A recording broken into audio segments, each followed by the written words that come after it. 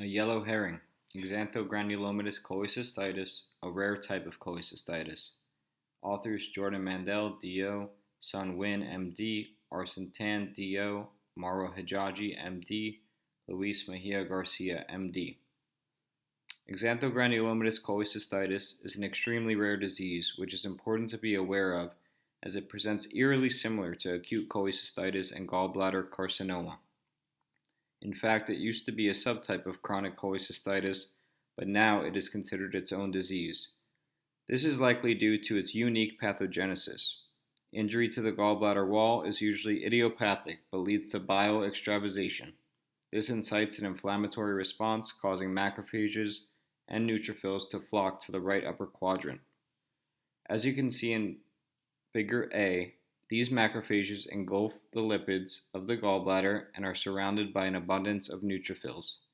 This is the inflammatory process that leads to the symptoms that our patients present with.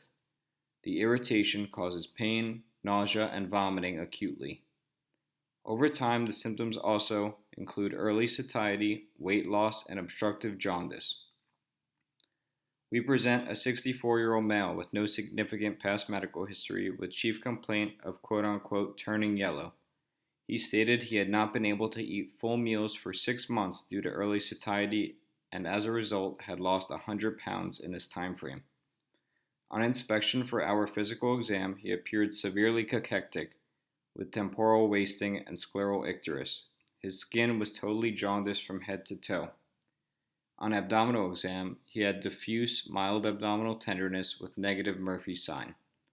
Labs showed total bilirubin of 15.8, a cholestatic pattern of elevated liver function enzymes, elevated CA19-9 greater than 3,000 units per milliliter, and a normal white blood cell count. His vitals were stable and he was afebrile. CT abdomen and pelvis in the emergency room was highly suspicious for acute cholecystitis. At this time, general surgery was consulted and did not believe this was acute cholecystitis due to high suspicion for malignancy and recommended no acute surgical intervention. The hospitalist service and the GI team ordered an MRCP which revealed asymmetric thickening and heterogeneity of the gallbladder wall. ERCP and endoscopic ultrasound showed congestion of the major papilla and the gallbladder wall thickening with copious debris. The patient's blood cultures turned positive for gram-negative bacteremia and his clinical condition was not improving. At this time, a repeat CT abdomen and pelvis showed concern for gallbladder wall perforation, and a second general surgery team was consulted for a fresh opinion given the patient's findings. Shared decision-making was used between the internal medicine, general surgery, gastroenterology teams, and the patient to proceed with a diagnostic laparoscopy. Laparoscopic cholecystectomy was performed as shown in Figure 2. Intraoperatively, the surgeon noted an edematous, gangrenous gallbladder with copious debris and gallbladder wall perforation. The specimen was sent for pathology and resulted in xanthogranulomatous cholecystitis.